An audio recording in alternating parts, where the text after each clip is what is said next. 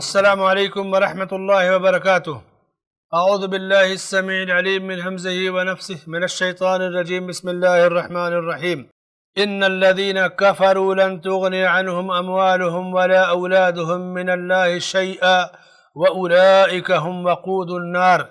یقیناً کافروں کو ان کے مال اور ان کی اولاد اللہ کے عذاب سے چھڑانے میں کام نہ آئیں گی، اور یہ تو جہنم کا ایندھن ہی ہیں۔ ناظرین کرام، کہ سورہ آل عمران کی آیت نمبر 10 ہے، جس میں اللہ تعالیٰ نے کفار کا ذکر کیا اور فرمایا کہ وہ لوگ جو اللہ پر، آخرت کے دن پر، اللہ کی کتابوں پر، اللہ کے رسولوں پر، اللہ کے فرشتوں پر اور تقدیر کے برے اور بھلے ہونے پر ایمان نہیں رکھتے، وہی کافر ہیں۔ یعنی ایمان کے جو 6 ارکان ہیں، یا اپنی مرضی سے کچھ چیزوں پر ایمان رکھیں گے، کچھ چیزوں پر کفر کریں گے، انکار کریں گے۔ وَيَقُولُونَ نُؤْمِنُ بِبَعْضٍ وَنَكْفُرُ بِبَعْضٍ وَيُرِيدُونَ أَن يَتَّخِذُوا بَيْنَ ذَلِكَ سَبِيلًا۔ یا دوسری جگہ فرمایا أَفَتُؤْمِنُونَ بِبَعْضِ الْكِتَابِ وَتَكْفُرُونَ بِبَعْضٍ فَمَا جَزَاءُ مَن يَفْعَلُ ذَلِكَ مِنكُمْ إِلَّا خِزْيٌ فِي الْحَيَاةِ الدُّنْيَا وَيَوْمَ الْقِيَامَةِ يُرَدُّونَ إِلَىٰ أَشَدِّ الْعَذَابِ۔ کتاب کے بعد حصوں پر وہ ایمان لاتے اور بعض کے ساتھ کفر کرتے، تو کہا کہ تم ایسا کرو گے، یہ تو بڑا خطرناک جرم ہے، اور جو ایسا کرے گا دنیا میں رسوا ہوگا، قیامت کے دن سخت عذاب ہوگا۔ یعنی دین پر ایمان کے معاملے میں آدمی آزاد نہیں ہے کہ اللہ کو مانے، رسول کو مانے، کتاب اور تقدیر کو نہ مانے، کچھ پر ایمان رکھے کچھ پہ نہ رکھے، نہیں، ایمان کامل ہونا چاہیے۔ ایمان کامل نہیں ہے تو بندہ کافر ہے۔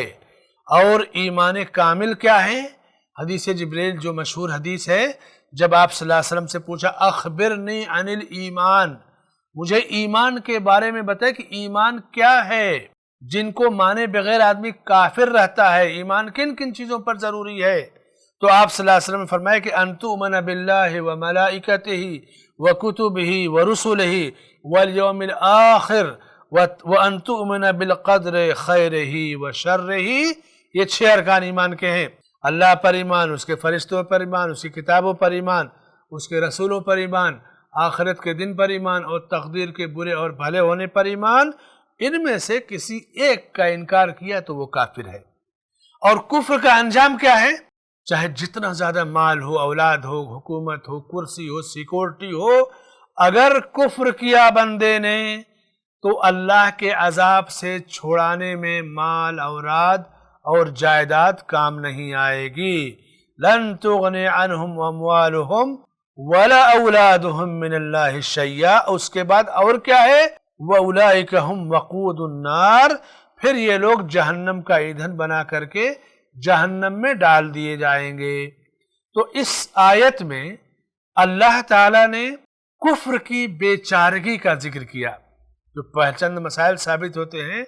پہلا مسئلہ جو اس آیت سے ثابت ہوتا ہے، کفر کی بے چارگی، کہ کفر کتنا بے چارہ اور کتنا بے بس ہے، جو بندے کو کبھی فائدہ نہیں پہنچا سکتا۔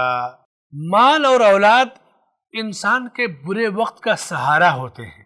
کہتے ہیں نا، پیسہ جمع کر کے رکھو، بڑھاپے میں کام آئے گا، اولاد ہے تو کام آئے گی۔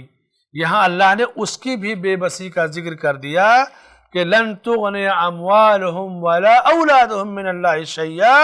یہ اس کی بے بسی کا ذکر کیا، کفر کی وجہ سے مال اور اولاد کام نہیں آئیں گے۔ دوسرا مسئلہ، ایمان والے اپنے مال سے بھی فائدہ اٹھائیں گے اور اولاد سے بھی۔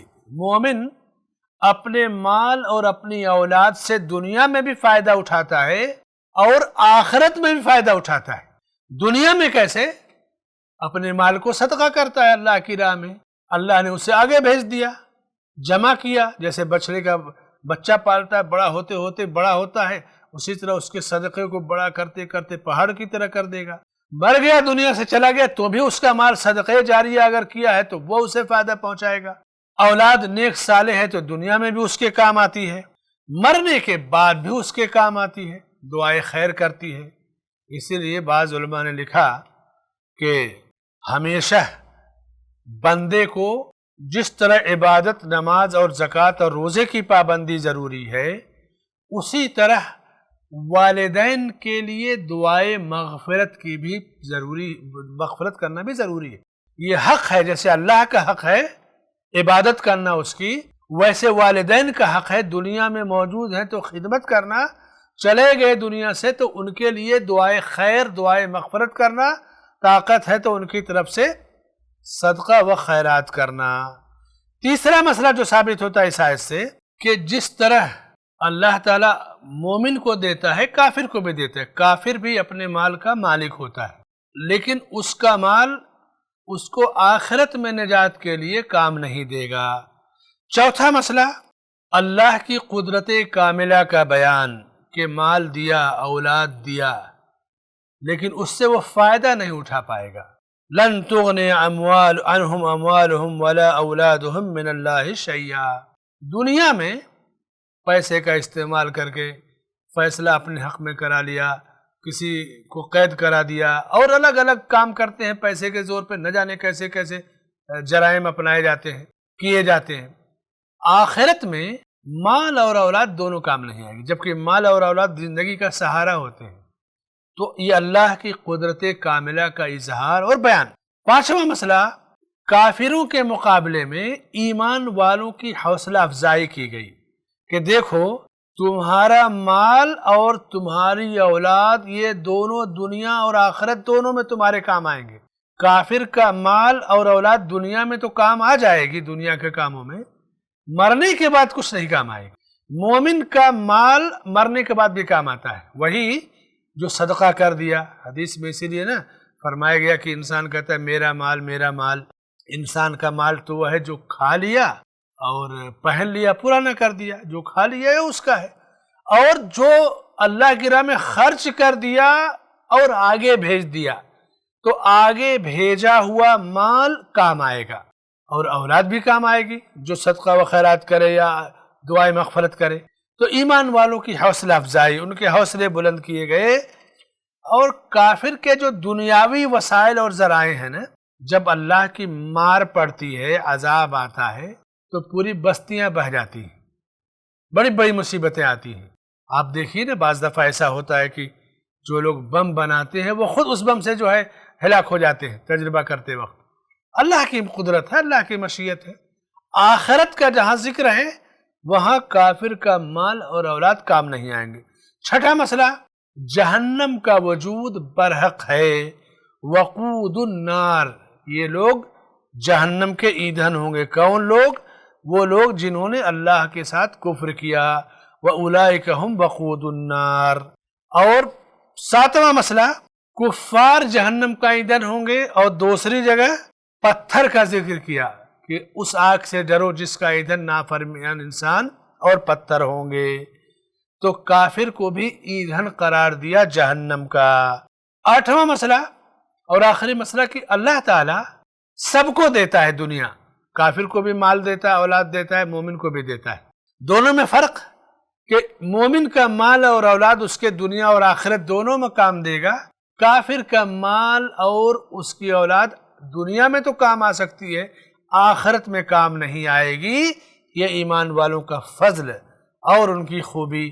اللہ سے دعا کہ اللہ تعالی ہمیں ایمان اور عمل صالح پہ استقامت عطا فرمائے. آمین. وصلی اللہ علی نبینا محمد وعلی آلہ وصحبہ اجمعین. ناظرین کرام، آپ کی محبت و نوازش کا بہت بہت شکریہ. ہمارے ساتھ جڑے رہیے. انشاءاللہ ان قریب سورہ آل عمران کی آیت نمبر 11 کے ساتھ حاضری ہوگی، جس میں اللہ نے فرعون اور فرعونیوں کا تذکرہ کر کے گفتگو کو بیان کیا ہے اور معاملات کو سمجھایا ہے. جب تک کے لیے اجازت دیجیے. والسلام علیکم ورحمۃ اللہ وبرکاتہ.